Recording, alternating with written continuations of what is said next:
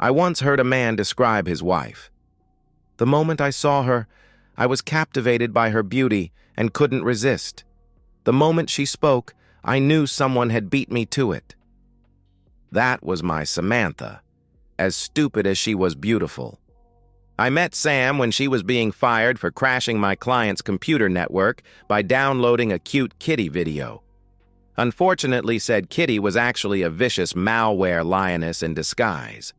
She looked like she needed a friend, so I offered to carry the box containing her personal property as the head of security escorted her off the premises. Okay, I admit I thought I would have no trouble getting into her clothes if I befriended her. I soon learned she never wore any under her short skirts. Fast forward 6 months. Her childlike simplicity and unquenchable appetite for love won me over, and I asked her to move in with me. 6 months later, we were married. The night before our wedding, I took her arms and said, "I will be your champion, slaying dragons and breaching castles for your amusement. I pledge my eternal love and devotion." All I asked and demanded from her was absolute fidelity. "If you ever so much as kiss another man in a romantic way, our marriage is over. You will not get a second chance. No, I will destroy you and whoever was foolish enough to incur my wrath." "I love you and would never do that," Sam swore. The first 2 years of our marriage were so incredible, and all our friends were jealous. Sam excelled as a spoiled wife. She spent her days exercising or being pampered at the spa. We ate dinner out almost every night in Chicago's finest restaurants.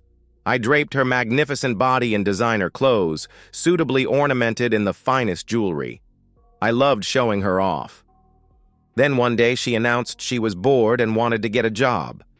Try as I might, I couldn't shake her determination. I even offered to stake her to her own business, a high-end boutique, anything she wanted. "No, I want to do this on my own," she answered. Much later, I learned 2 divorced friends from the health club had sowed the seeds of discontent in my wife.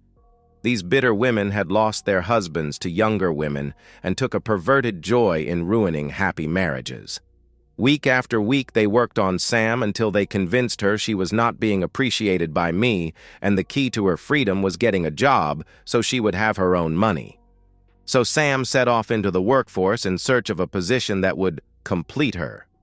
Now, a beautiful woman wearing a $500 dress has no problem getting an interview. Her problem came when they asked her hard questions like, "What office skills do you possess?" After 3 months, she had been on dozens of interviews. However, no one had so much as called her back to say, "Sorry, we don't have a position for your unique skill set." At least that's what the form letter I send out to unqualified losers says. Then one afternoon, she came home so excited she could barely speak. She had been hired as a personal assistant. I asked her a few easy questions like who hired you and what your job responsibilities are. Sam forgot the company's name but was sure she could find it again. The only thing she remembered was the position involved travel. "With whom?" I asked. She rummaged through her $1,000 Gucci bag and found a business card. "There," she announced. "I'll be working for Andrew V. Carter and Associates." The card was a cheap rectangle of white cardstock with black ink. It had no color or graphics, just Andrew V. Carter, president, CEO, and a phone number. What a cheap jerk, I thought. And what exactly does Andrew V. Carter and Associates do? "It has something to do with importing, or was it exporting things?" she answered. I took my wife in my arms and looked her square in the eyes. "Samantha, I have a bad feeling about this. Let me check him out." That led to our first ever knockdown, drag-out argument. "You don't want me to succeed. You only want me to hang on your arm like a Barbie doll." Truth be told, that was really all she was qualified to do. Sam was as stubborn as could be. She dug in her heels and refused to listen to anything I had to say. She squared her jaw and glared at me. I knew that look meant she would take a beating rather than admit she was wrong. It tore my heart, but I said, "I hope it's not too late when you open your eyes to the truth." I discreetly had my investigators launch a full investigation of Carter. On Sunday evening, I received an email with a full dossier. Carter was a two-bit importer of knockoff products which they sold to dollar stores. A significant portion of their business was generated at regional trade shows, which is where Sam came in. The present sales staff was all male, age 50+. Sales were way down as Chinese manufacturers were cutting out the middlemen, jobbers as they were known in the trade, and selling directly. With a big trade show coming up in New York, Carter had met with his sales staff to brainstorm a solution. The future of the company hung on this show. The idea had been floated that the easiest way to increase sales was to have a beautiful woman in a short make that very short skirt and revealing blouse man the booth. Sam had a closet full of outfits that met the uniform requirements. It was obvious Carter didn't want a personal assistant. He wanted a guy magnet. Things were pretty quiet on Sunday. On Monday morning, Sam was dressed to the nines. I complimented her and offered to drive her to work. She surprised me and said yes. I surprised her with an Italian leather briefcase. Sam accepted my gift with, "I'm going to do you proud." Carter's warehouse had definitely seen its better days. It was a rambling 3-story building which, if it ever knew paint, was only a nodding acquaintance at best, and it was a long time ago. Even the sign was faded. Sam looked nervous as she surveyed the ramshackle building. After a couple of minutes, she leaned towards me and planted a kiss on my lips, an act which she had denied me since Friday. "I guess this is it." "I guess it is." "I'll pick you up at 5, I replied. She kissed me again and said, "I love you." "I love you too," I responded. That day dragged on forever. I was waiting at the end of the block for the clock to flash 5. When it did, I pulled up in front of the main entrance. A score of men wearing cheap suits walked out in a gaggle. That must be the sales force, I thought. A few minutes later, a handful of older women left. All were dressed for working in a warehouse. I waited 10 minutes before I entered the lobby. I could hear Sam laughing in the distance. I spied a bell on the receptionist's desk and rang it with vigor. My wife called out, "I'll be right out." The moment I met her new boss, I immediately recognized him as Lothario. The bastard didn't even extend his hand to shake mine. He just gave me a smarmy smile. The moment we pulled away, I warned my wife, "He watched you like a lion stalking a gazelle." "Don't be silly, he's just a good salesman. Always on," she answered. "Good salesman, I highly doubt it. The man wholesales knockoffs made by slave labor. He, like his products, appeals to the dregs of civilization." Sam didn't speak again until I pulled up at one of our favorite restaurants. Tuesday morning, Sam again dressed like she was going to a dance. When I asked her why she was so dressed up to work in a dilapidated warehouse, she announced she knew how to get to work and would be driving herself. She walked out without answering my question or kissing me goodbye. That evening, she came home excited after a day learning their product line. She even had a bag full of junk. I did my best to feign interest as she described each. 3 bad things happened in the second week. Sam, still overdressing, began going to lunch with Carter so they could discuss the product line. She also started to work late with him to prepare for the New York trade show. The last straw was she stopped answering my phone when I called because they were too busy with work. The storm hit the house on Thursday when Sam came home a few minutes before 10. I gave her an ultimatum. Quit the job or else. "Don't be such a drama queen. It's just a training period. After the trade show, things will settle down." I begged her to quit, and again offered to stake her to her own business, a store in the mall, anything she wanted.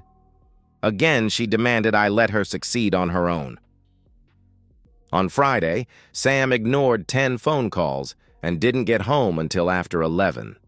I was waiting at the door when she came in. "Is there a problem with your phone?" I asked.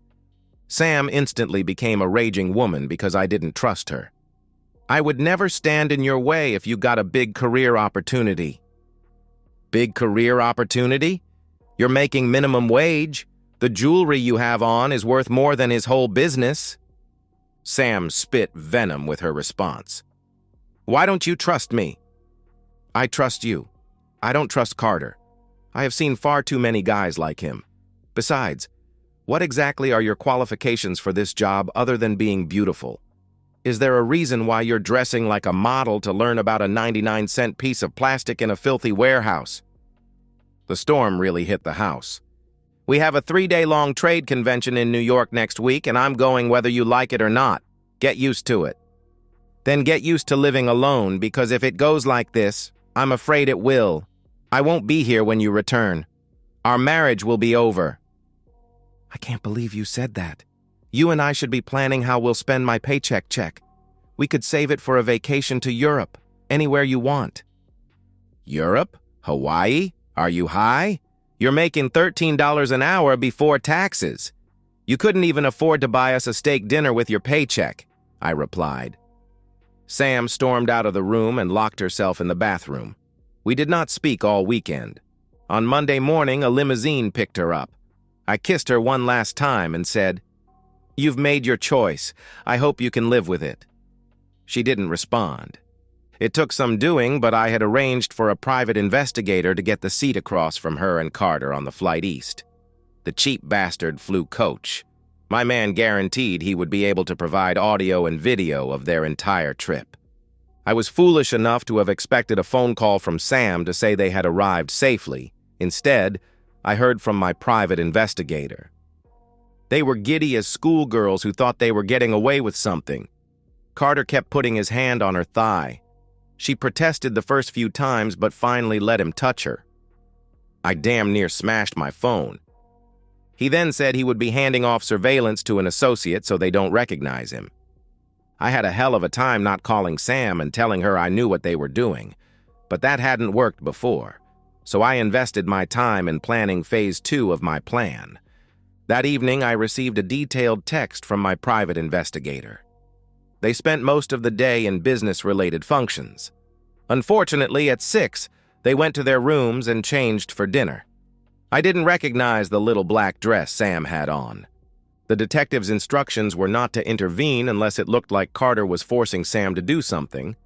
They were to observe and document. It was killing me, but she had to choose our marriage of her own free will. But that wouldn't stop me from giving it one last try.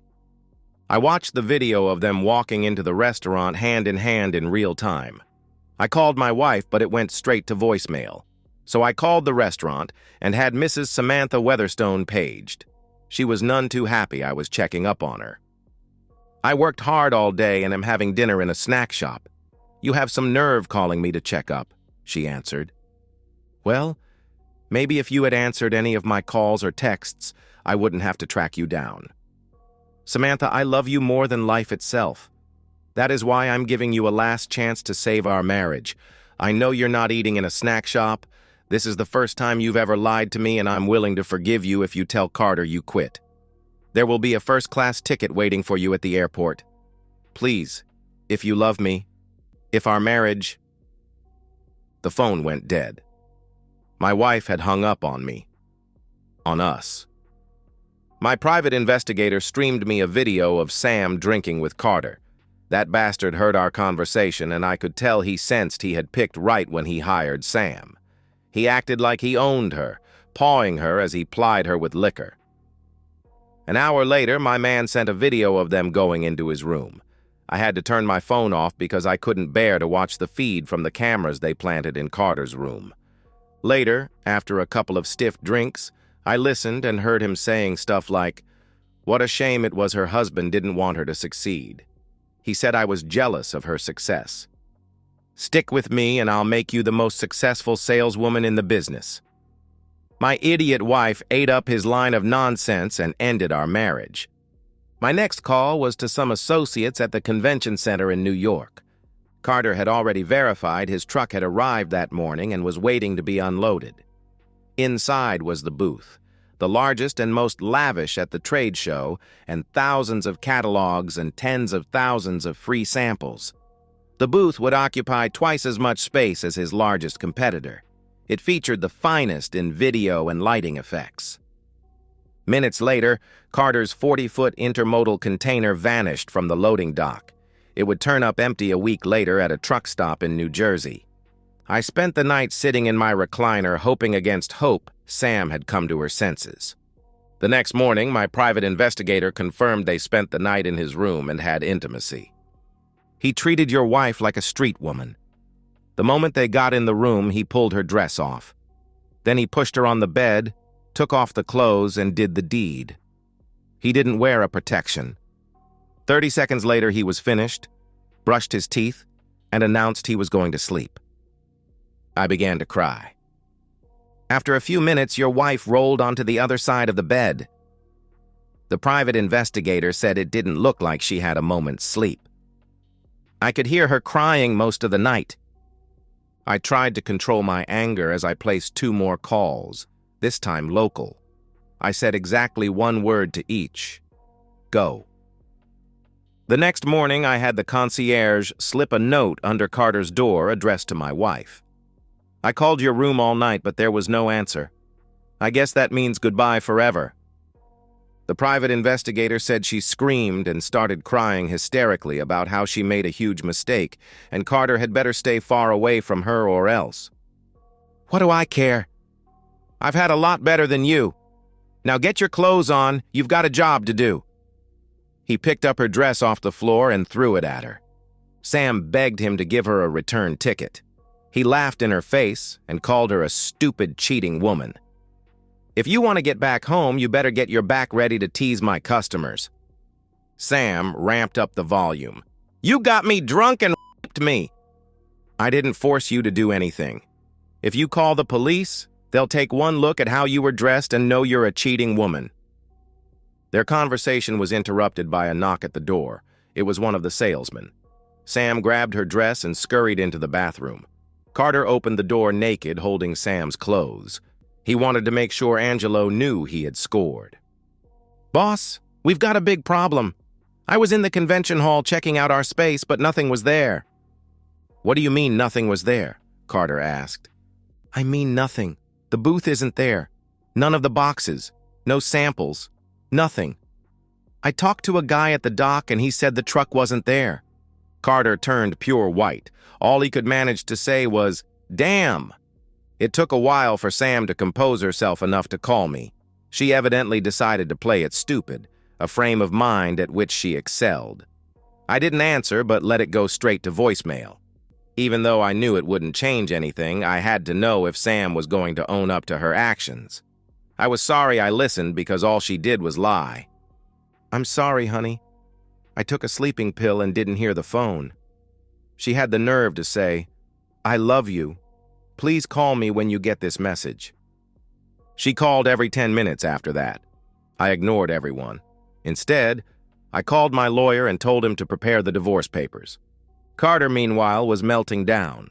The trade show opened in 30 minutes and he had nothing. He began making frantic phone calls. The police were no help. Cameras covering the truck dock showed a white truck without any license plates or name had driven away with it last night. They said a detective would be by in an hour or so to investigate.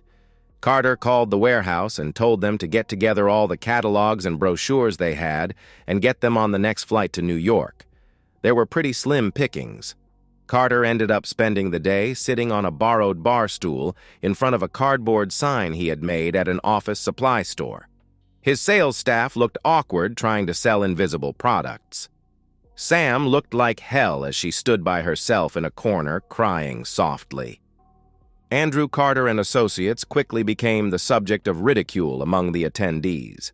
His Chinese competitors, whose booth was right across the aisle, smiled politely and bowed towards him every time they passed out one of their endless bags of swag. A pallet full of boxes finally showed up late on the second day of the show. Their contents, however, were outdated catalogs and last year's no longer hot products. My man said a few people stopped by to talk to Carter, but no one wanted to place an order with a jobber who most agreed wouldn't be in business in 3 months. Instead, his competition sucked up all the orders. By the end of the second day, Carter was a broken man. He finally acquiesced to Sam's demand that he let her go home. He was filled with rage as he screamed, "When we get back to Chicago, I never want to see you again." Carter gathered his sales staff and told them to soldier on even as he beat a hasty retreat. He directed one of them to trade in their tickets and get them a flight home as soon as possible. Sam wasn't very happy when she learned the flight didn't leave until 10 the next morning and spent the night locked in her room. She dutifully texted me her flight information. Flight 901 arriving at O'Hare Field tomorrow morning at noon. Then she added, "I miss you." Even though they sat next to each other, neither spoke. Carter was too busy trying to figure out how to restructure his line of credit since he no longer had any receivables to collateralize it. Sam stared straight ahead and prayed the whole flight that she would be able to salvage her marriage. One of the fringe benefits of working for a venture capitalist is I knew people who could make things happen without wasting time on paperwork. These are people who exist in the darkest of shadows, and a lot of them owed me favors. Big favors. The 2 phone calls I made earlier had put everything in motion. I knew she would be wheels up on the airplane at 9 a.m. local time. I waited until the plane was airborne and she was out of communication to cancel both of our cell phones. Next, I canceled all of our credit cards and transferred every last dime we had in the bank to a shill account. By noon, the money would be untraceable. Some jerk in a black robe might say she's entitled to half, but she can go flip herself. There was a knock on my door, and a team of movers began packing all of my personal property for storage. I reclaimed all of the jewelry that hadn't made the trip to New York. 20 minutes after the movers left, a bulldozer and a small crane were unloaded in my driveway. No questions were asked. They just began reducing my $500,000 house to a neat pile of rubble. When they were done, they also vanished into the mist like the mythical Brigadoon. My detective had a seat the row behind Sam. He said neither spoke a single word on the flight. The moment they landed, she tried to power up her cell phone. She got really nervous when she learned her service was canceled. Sam damn near ran down the jetway to get to a payphone. A man in a black suit holding a sign with her name stood in front of the pack of departing passengers. She assumed it was the limo driver to take her home and asked if she could borrow his phone. "Are you Mrs. Samantha Weatherstone?" "Yes, I am. Now, could I please borrow your phone?" she answered. He handed her a large manila envelope. "You've been served, and no, you can't borrow my phone." Sam was getting frantic. "I don't see our driver," Carter said. "Get the hell away from me or I'll scream." Sam found a phone bank and tried my cell phone. She got "this number has been disconnected" message. Then she tried my office number, the one I told her was for emergencies only, and was advised no one by that name worked there. I had already left for my new position at our Los Angeles office. Terror gripped her as she remembered the envelope. She tore it open and read, "Petition for dissolution of marriage." Samantha dropped to her knees, sobbing. Pictures of her naked with her boss fell out. What she didn't know was his wife was getting an identical set of pictures delivered at that same instant.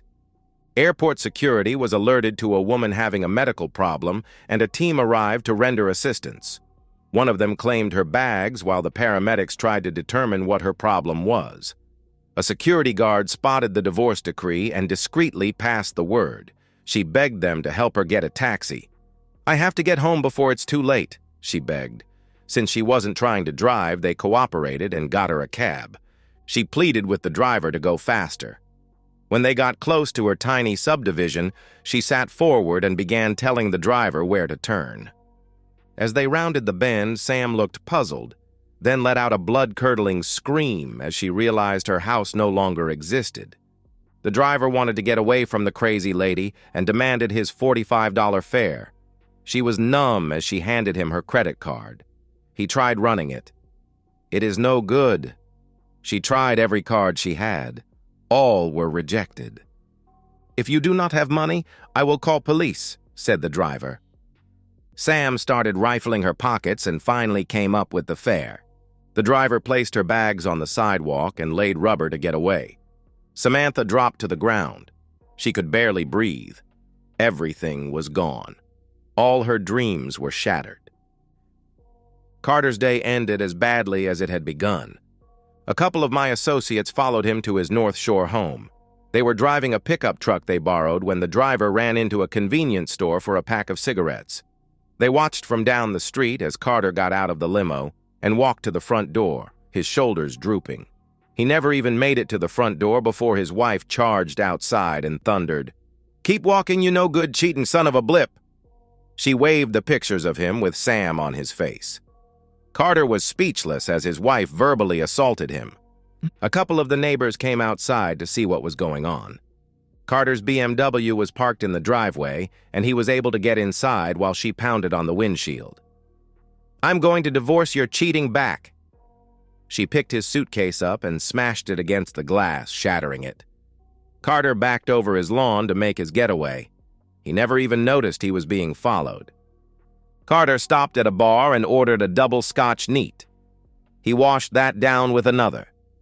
An hour and 3 stiff drinks later, Carter made things easy as he drove to his warehouse. That same night, Andrew Carter and Associates' offices and warehouse burned to the ground. It was the lead story on the news for 2 days. It was the most impressive fire, with trucks from 7 suburban departments joining in the battle. You might remember the flames licking up to the sky as they purified the earth from the stench of Andrew Carter. It was still smoldering the next day when firemen were able to enter to strike down hot spots. The fire burned so intensely from all the paper and plastic that it took another 2 days for the arson investigators to find the charred remains of Carter. The skull had a big hole in it. A pistol with 1 bullet missing was found a few feet away. The body was so consumed the coroner couldn't tell Carter had been tortured for over 6 hours before he was allowed to blow his brains out. They were able to verify him using dental records. I hear the pain was so intense he begged to be allowed to kill himself. They were very careful not to break any bones. But boy, did they inflict pain with a propane blowtorch, melting his flesh off the bone. The coroner's inquest panel ruled his death a suicide. Their sequence of events said he was despondent over the missing truck and complete failure at the trade show, followed by his wife throwing him out for having an affair. Then he got drunk, turned off the sprinkler system, and set fire to his warehouse. As the flames approached his office, he placed a gun barrel in his mouth and committed suicide. The insurance company also had a team of arson investigators combing through what little was left of the sprawling building. Their colleagues in forensic accounting verified Carter's loan would have been called and pursued their investigation as an arson for profit fire. Eventually, they denied his widow's insurance claim. Because one man couldn't keep his pants closed, his wife and children lost their homes, 20 people lost their jobs, and I lost the only woman I ever loved. As for the 2 witches who caused all this sadness, I was assured they would never cause anyone trouble again. And that's the end of today's story. If you enjoyed it, please give this video a thumbs up and drop a comment below.